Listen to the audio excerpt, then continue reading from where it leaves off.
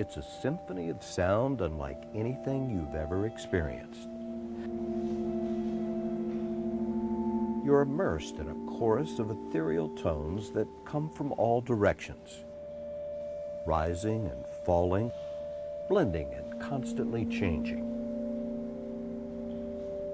It's the resonant sound of glass, reminiscent of a finger rounding the rim of a crystal goblet.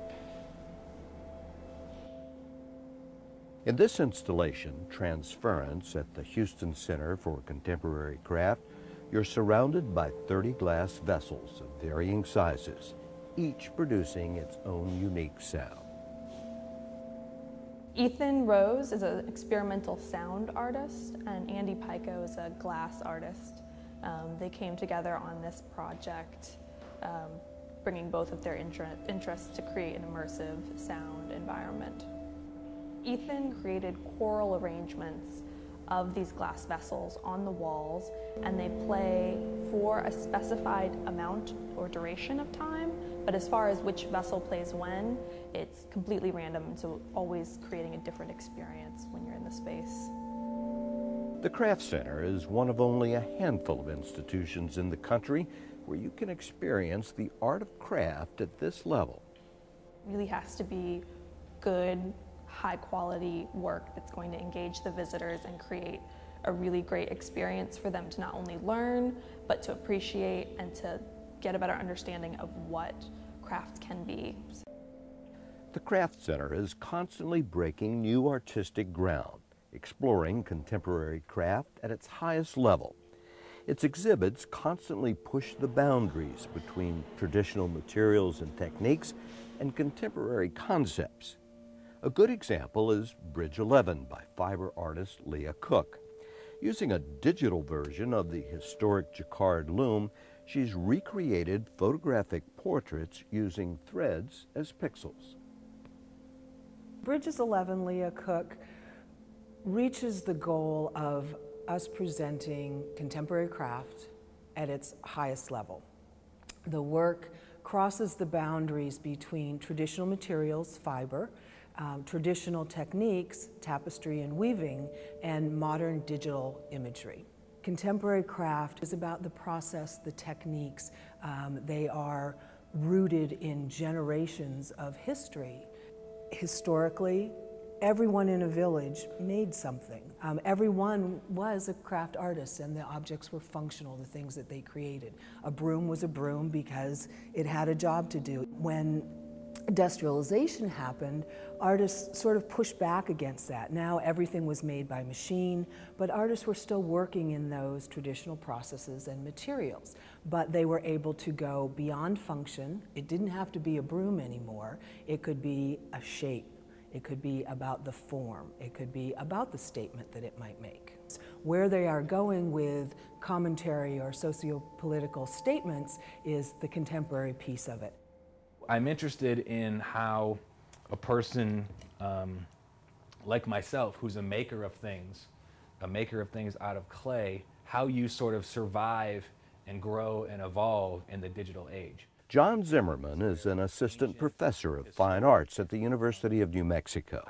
He took a 12-month leave of absence to become one of 6 artists-in-residence at the Houston Center for Contemporary Craft. I started with the arrowhead mostly because it's the most easily recognizable stone tool.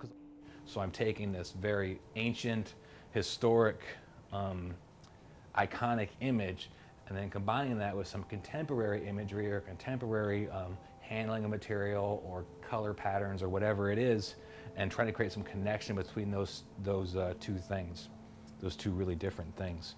One of the things that makes the Center for Contemporary Craft here truly unique is our Artist-in-Residence program. It's living and working, breathing artists right here on site. So when the visitor comes in, they can talk with an artist who is working there right in front of them. But particularly for the Artist-in-Residence, it's an opportunity to get 20,000 people walk through your studio every year. That doesn't happen very often. Plus, there are the teaching opportunities that, they really build careers on that. They also build a resume as far as who collects them.